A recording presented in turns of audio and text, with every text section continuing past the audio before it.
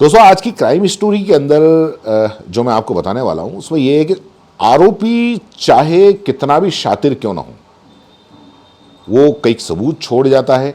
वो अपने आप को बहुत ज़्यादा शाना और बहुत ज़्यादा शातिर भले समझे, लेकिन इसके बावजूद भी वो पुलिस की नज़रों से छुप नहीं सकता, फिर चाहे वो खुद पुलिस ही क्यों ना हो। और आज एक ऐसे ही पुलिस वाले की कहानी है, और एक ऐसी दर्दनाक कहानी है जिसमें प्यार है, धोखा है और कत्ल का एक ऐसा खेल है जिसने एक मासूम लड़की की जान ले ली।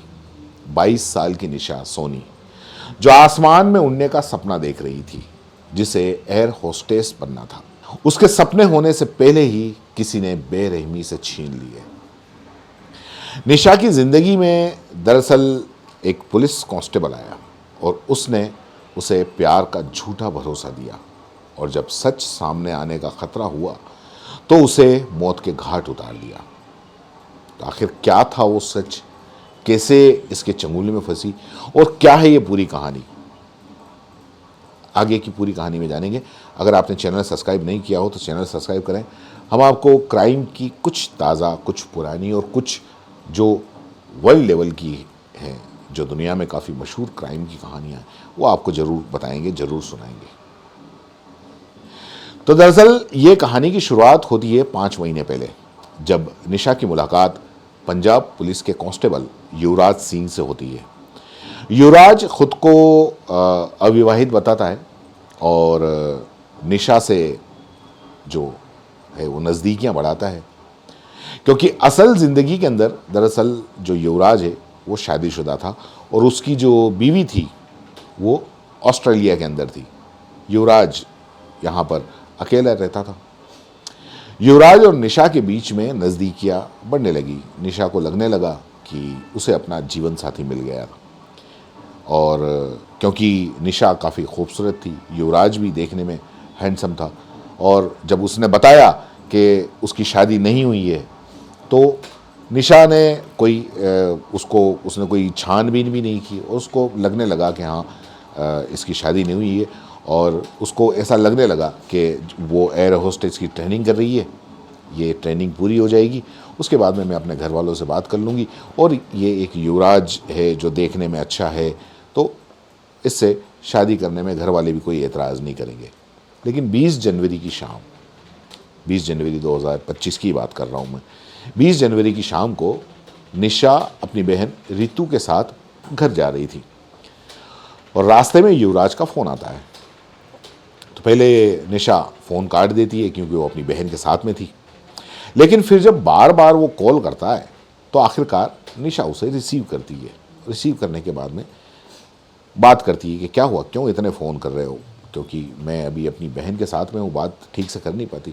लेकिन युवराज उसको बोलता है कि मुझे तुमसे वो ज़रूरी काम है, मुझे मिलना है, मिलने के लिए बुलाता है। लेकिन निशा मना कर देती है, क्योंकि वो कहती है कि अभी मुझे काम है, मैं अपनी बहन जो रितु है उसके साथ में हूँ। लेकिन युवराज गुस्से में चिल्लाने लगता है, फ़ोन पे ही चिल्लाने लगता है। जब कोई फ़ोन पे चिल्लाता है तो वो उस आवाज़ भी बाहर जाती है, और ये सब जो साथ में जो रितु चल रही थी उसकी बहन, उसको ये सारी बातें सुनाई देती हैं। लेकिन वो निशा को कुछ ज़्यादा कहती नहीं। अब ये कह के और फ़ोन वो रख देती है, गुस्सा भी होती है कि तुम मुझ पे इतना क्यों चिल्ला रहे हो। और ये तो रात करीब 8:30 बजे के आसपास युवराज निशा के घर के बाहर पहुंच जाता है और निशा को फ़ोन करता है। निशा फ़ोन उठाती है, वो कहता है कि मैं तुम्हारे घर के नीचे खड़ा हूँ। वो निशा को नीचे बुलाता है। पहले तो निशा मना कर देती है कि अभी बहन घर पे है, मैं अभी आ नहीं सकती। लेकिन जब युवराज जिद करता है तो निशा घर के नीचे आती है। युवराज अपनी सफ़ेद क्रेटा गाड़ी वो लेकर आया था। पहले दोनों के अंदर कुछ बहस होती है, बहस होने के बाद में वो कुछ बात करते हैं। बात करने के बाद में वो युवराज जो है वो निशा को बिठा कर ले जाता है। निशा अपनी बहन को बता देती है कि वो युवराज के साथ में जा रही है, लेकिन उसको क्या पता था कि ये जो निशा उसके साथ बैठ के जा रही है, और युवराज जो है जिसको वो अपना जीवन साथी मान चुकी है, जिसके साथ में ज़िंदगी भर निभाने का जो सपने देख चुकी है, वो उसके ये आखिरी डेट होगी या आखिरी उसका सफ़र होगा। निशा चली गई। निशा जाने के बाद में करीब 2 घंटे बीत जाते हैं, 3 घंटे बीत जाते हैं। निशा का कोई अपडेट नहीं आता। इधर रितु उसको कॉल करती है, कॉल उसका लगता नहीं। रितु काफ़ी घबरा जाती है, बार बार कॉल करती है, लेकिन कोई भी जवाब लगता नहीं है। आखिरकार 4 से 5 घंटे के बाद में रितु पुलिस स्टेशन चली जाती है और जाके और कहती है कि इस तरीके से मेरी बहन है, वो गायब है, और वो उसकी गुमशुदगी की रिपोर्ट करवाती है।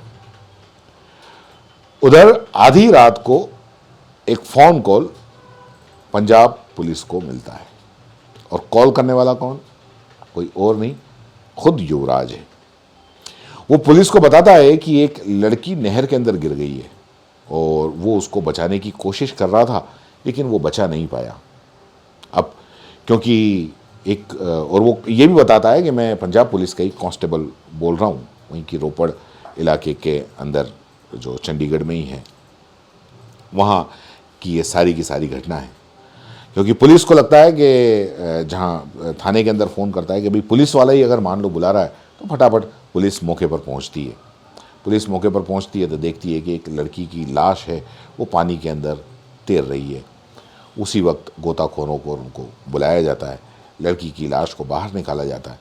अब देखते हैं तो लड़की के शरीर पर दरअसल कोई भी कपड़े नहीं थे, और उसको बाहर निकालने के बाद में फिर पता चलता है कि एक जो लड़की है, रितु नाम की लड़की, उसने गुमशुदगी की रिपोर्ट लिखाई है। वो जो हुलिया है, जिसने उसने जो बताया था, वो हुलिया उससे मिलता जुलता है। तो रितु को बुलाया जाता है। जब रितु आती है, शव देखते ही वो चीख पड़ती है, अरे ये तो मेरी बहन है। अब तक रितु ने पुलिस को ये नहीं बताया था कि वो किसके साथ में गई थी, सिर्फ गुमशुदगी की रिपोर्ट लिखवाई थी।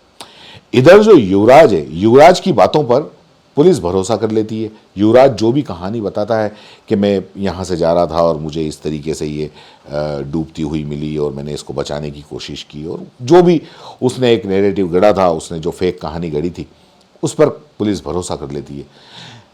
लेकिन बाद में जब रितु बताती है कि आखिरी बार निशा युवराज के साथ में थी, तो फिर पुलिस को शक हो जाता है।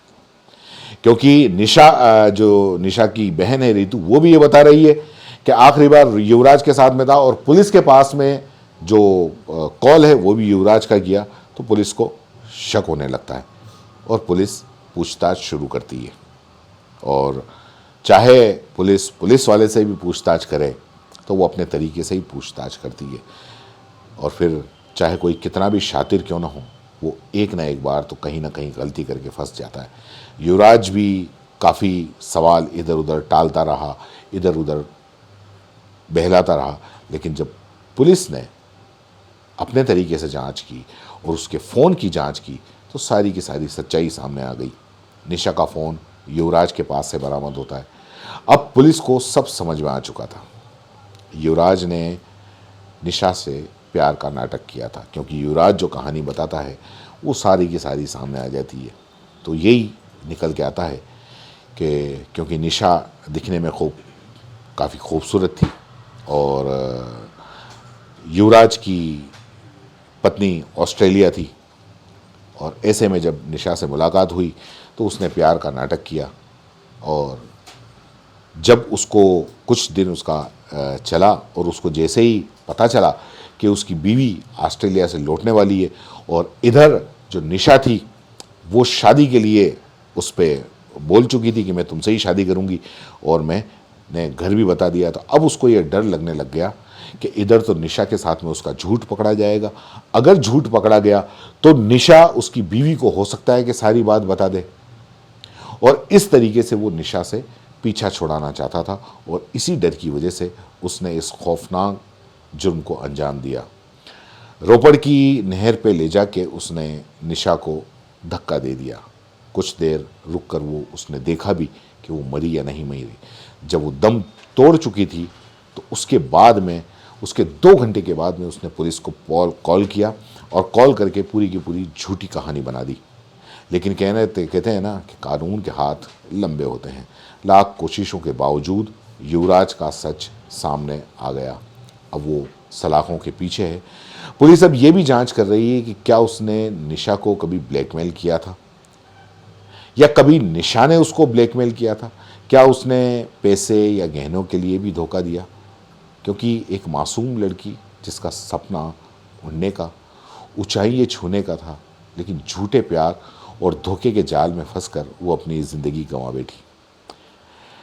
सिर्फ ज़ुबानी वादों से, ख़ास करके लड़कियों को चाहिए कि सिर्फ ज़ुबानी वादों से भरोसा नहीं करना चाहिए, सच को परखना चाहिए। प्यार के नाम पर किसी झूठे जाल में मत फंसो, क्योंकि कभी कभी ये धोखा ज़िंदगी पे भारी पड़ जाता है। फ़िलहाल के लिए इतना ही। अगर यहाँ तक आ गए हो तो चैनल को सब्सक्राइब करना न भूलें।